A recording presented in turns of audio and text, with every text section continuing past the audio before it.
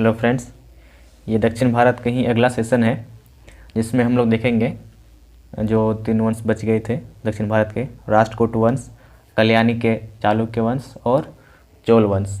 तो आइए शुरू करते हैं। सबसे पहले राष्ट्रकूट वंश। राष्ट्रकूट वंश का जो संस्थापक था वो था दंतितुर्क, जो कि 736 ईस्वी में इस वंश का स्थापना करते हैं और इन्होंने अपनी राजधानी मान्यखेट या मालखंड को बनाया था। ये जो है शुरुआत में कर्नाटक के चालुक्य थे, उन राजाओं के अधीन में था और ये बाद में फिर अपने वंश का स्थापना करते हैं। दंतितुर्क ने राष्ट्रकूट वंश का जो विस्तार किया था वो कांची, कलिंग, कौशल, श्रीशैल, मालवा आदि साम्राज्य को जीतकर अपने साम्राज्य में मिला लिया था। दंतितुर्क ने ही हिरण्यगर्भ नाम का यज्ञ करवाया था, जिसका अर्थ होता है महादान यज्ञ, और यह उज्जैनी में कराया था। इसका करने वाला दंतितुर्क था। इस वंश के, राष्ट्रकूट वंश के अगर प्रमुख शासक की अगर बात करें तो इनमें कृष्ण प्रथम, जो कि बादामी के जो चालुक्य था उसको पूर्णतः समाप्त कर दिया था।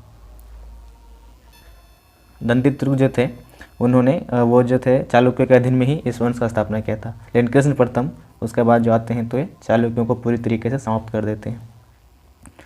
कृष्ण प्रथम ही कैलाशनाथ का जो मंदिर है, गुहा मंदिर, उसका निर्माण करवाया था। एक और कांची का कैलाशनाथ मंदिर था, जिसका निर्माण पल्लव शासक नरसिंहवर्मन द्वितीय ने करवाया था। और एलोरा का जो कैलाशनाथ मंदिर है, इसका निर्माण राष्ट्रकूट शासक कृष्ण प्रथम ने करवाया था, जो कि एक ही चट्टान को काट करके बनाया गया यह गुहा मंदिर था। उसके बाद कृष्ण प्रथम के बाद जो अगला प्रमुख शासक हुए वो ध्रुव, जो कि राष्ट्रकूट वंश का अगला शासक था। इन्होंने कन्नौज पर आक्रमण किया था, यानी कि कन्नौज पर अधिकार करने के लिए त्रिपक्षीय संघर्ष में भाग लिया था। त्रिपक्षीय संघर्ष जिसमें कि प्रतिहार, राष्ट्रकूट और पाल शासक, यानी कि जो त्रिपक्षीय संघर्ष था जिसमें कि पाल शासकों ने और राष्ट्रकूट शासकों ने और प्रतिहार शासकों ने लड़ाई किया था कन्नौज पर अधिकार करने के लिए। तो त्रिपक्षीय संघर्ष में भाग लेने वाला राष्ट्रकूट वंश का ध्रुव था, जिन्होंने प्रतिहार राजा वत्सराज को और पाल नरेश धर्मपाल को पराजित किया था। ध्रुव ने ही, ध्रुव को ही धारा वर्ष भी कहा जाता है। इसके बाद राष्ट्रकूट वंश का जो अगला प्रमुख शासक हुए वो था गोविंद तृतीय। त्रिपक्षीय संघर्ष में इन्होंने भी भाग लिया था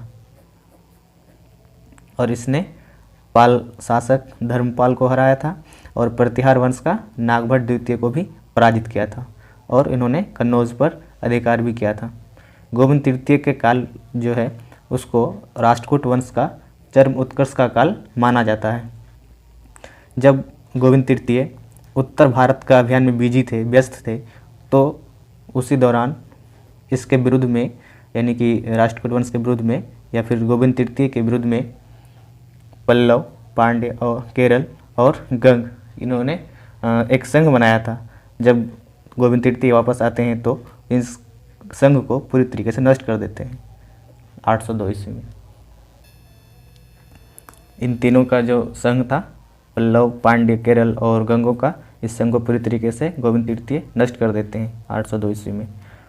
मालवा, जो कि पाल शासकों के अधीन था, उसको छीन करके परमार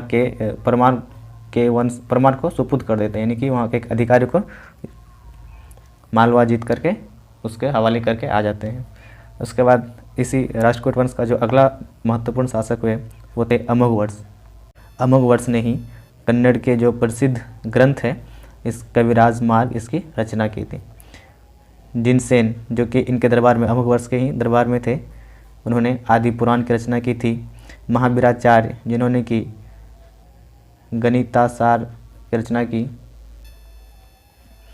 सक्तायना, जिन्होंने की अमोघवृत्ति की रचना की थी। ये तीनों ही अमोघवर्ष के ही दरबारी कवि थे। इसी के काल में, यानी कि अमोघ वर्ष के ही टाइम में अरब यात्री सुलेमान यहाँ भारत आए थे, और अमोघ वर्ष के बारे में अरब यात्री सुलेमान ने कहा था कि विश्व के जो उस वक्त के 4 महान शासक थे उनमें यह भी एक शामिल था, यानी कि अमोघ वर्ष भी उन महान शासकों में शामिल था। तुंगभद्रा नदी में जल समाधि लेकर अपने जीवन का अंत कर लेते हैं अमोघ वर्ष। इसके बाद इस वंश का जो अगला प्रमुख शासक हुए इंद्र तृतीय, जो कि पाल नरेश देवपाल प्रथम को हराया था और कन्नौज पर अधिकार किया था। इसी के समय में, इनके इंद्र तृतीय के समय में ही अल मसूदी, जो कि अरब यात्री थे, भारत आया था। इसके बाद जो इसका अंतिम महान शासक हुए वो था कृष्ण तृतीय, जिसने कि गंगों से सहायता लेकर के चोलों को हराया था, और चोलों पर विजय के उपलक्ष्य में इन्होंने एक स्तंभ और एक मंदिर का भी निर्माण करवाया था कांची, और इसी उपलक्ष्य में इन्होंने जो उपाधि धारण किया था कांचीयुम तंजेयम कोंड, यानी कि कांची और तंजौर का विजेता नामक उपाधि धारण किया था। इसी के दरबार में कन्नड़ कवि पुन रहते थे, जिन्होंने कि शांति पुराण की रचना की है। इसके बाद कृष्ण तृतीय, जो कि अंतिम महान शासक था, इसके बाद इसके उत्तराधिकारी खोटिक हुए, जो कि इसके उत्तराधिकारी था। इसी के समय में सियक, जो कि एक परमार शासक था, मान्यखेट पर आक्रमण करते हैं और मान्यखेट को पूरी तरीके से ध्वस्त कर देते हैं। खोटिक के भतीजा कर्क को तैलब द्वितीय परास्त कर देते हैं, और इसी के साथ तैलब द्वितीय चालुक्य वंश का कल्याणी शाखा का स्थापना करते हैं, चालुक्य का कल्याणी वंश। और यानी कि इस तरह से राष्ट्रकूट वंश का जो अंतिम शासक हुए वो थे कर्क। एलोरा और एलिफेंटा, जो कि महाराष्ट्र में स्थित है, वहाँ के जो गुहा मंदिरों का निर्माण करवाया था शासकोट शासकों ने ही एलोरा और एलिफेंटा के मंदिरों का निर्माण करवाया था। एलोरा में 34 शैलकृत गुफाएं हैं, यह गुफा मंदिर है, जिसमें 1 से लेकर के 12 तक जो गुफा मंदिर है वो बौद्ध धर्म से जुड़ा हुआ है, और 13 से लेकर के 29 तक जो गुफाएं हैं वो हिंदू धर्म से जुड़े हुए हैं, और 30 से लेकर के 34 तक जो गुफाएं हैं वो जैन गुफाएं हैं, जैन धर्म से संबंधित है। चलिए उसके बाद देखते हैं अगला कल्याणी का चालुक्य वंश, जो कि लगभग 10वीं शताब्दी की बात है। कल्याणी का जो चालुक्य वंश था, इसका संस्थापक तैलब द्वितीय था। ये आरंभ में राष्ट्रकूटों के ही सामंत था, लेकिन जैसे ही राष्ट्रकूट शासक कमज़ोर होते हैं तो ये अपने आप को रिवाइव करते हैं, यानी कि यह वंश का उदय होता है। राजधानी, इस वंश के जो राजधानी था कल्याणी का चालुक्य का, यह कल्याणी था या फिर मान्यखेट। पहले मान्यखेट था, सोमेश्वर प्रथम इसे कल्याणी शिफ्ट कर देते हैं बाद में। इस वंश का जो सबसे प्रतापी शासक था वो था विक्रमादित्य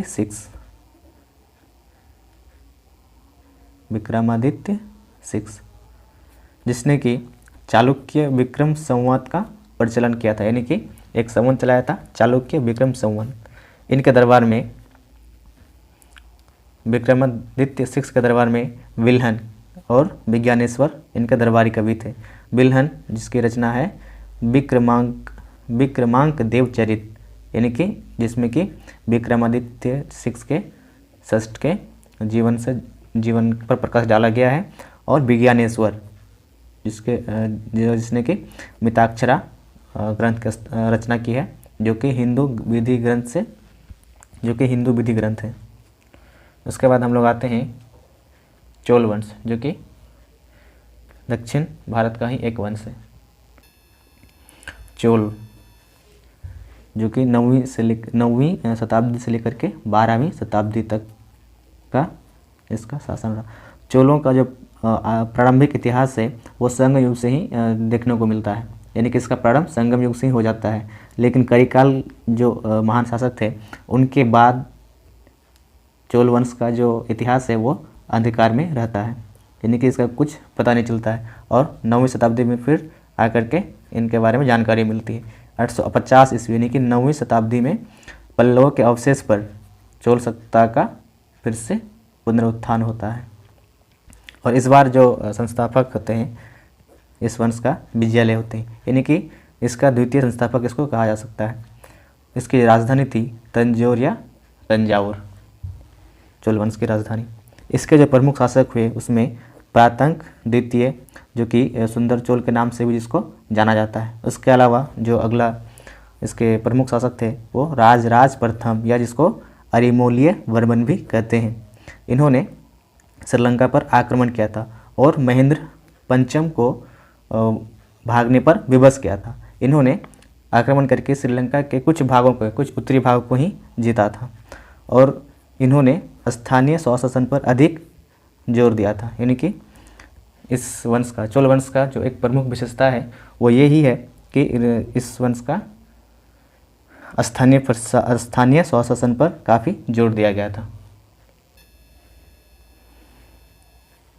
ये जो राजराज प्रथम था, इन्होंने राजराजेश्वर या बृहदेश्वर मंदिर का निर्माण करवाया था और ये धार्मिक रूप से सहिष्णु थे।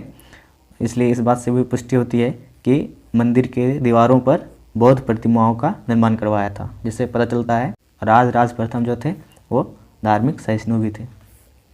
उसके बाद इस वंश का जो अगला महान शासक हुए वो थे राजेंद्र प्रथम, जिन्होंने कि इस साम्राज्य का सर्वाधिक विस्तार किया था। इसकी सबसे बड़ी उपलब्धि थी राजेंद्र प्रथम की, इनके जो सैनिक थे वो गंगा पार जाकर पाल शासक यानी कि बंगाल में महिपाल को हराया था, जहाँ उसके बाद उन्होंने गंगे कोंड चोल उपाधि धारण की थी और इसके साथ उन्होंने गंगे कोंड चोलपुरम को अपना राजधानी भी बनाया था और इसके नज़दीक में एक चोल गंगम तालाब का भी निर्माण करवाया था सिंचाई के लिए। और राजेंद्र प्रथम ने सिंहल पर यानी श्रीलंका पर इन्होंने भी आक्रमण किया और महेंद्र पंचम को हराकर बंदी बना लिया, जिसको कि 12 साल के बाद उसकी मृत्यु हो जाती है। और इन्होंने श्रीलंका को पूर्ण रूप से अपने क्षेत्र में मिला लिया। जब राजराज प्रथम ने आक्रमण किया था तो उससे कुछ ही हिस्से को मिलाया था इसमें चोल साम्राज्य में, लेकिन राजेंद्र प्रथम उसको पूरी तरीके से अपने साम्राज्य में मिला लेते हैं। और इस वंश का जो अंतिम शासक था वो था राजेंद्र तृतीय। चलो दोस्तों, आज के इस टॉपिक को यहीं पे ख़त्म करते हैं। अगर अब हमारे चैनल में नए हैं तो प्लीज़ सब्सक्राइब करें, लाइक करें एंड शेयर करें। Thank you.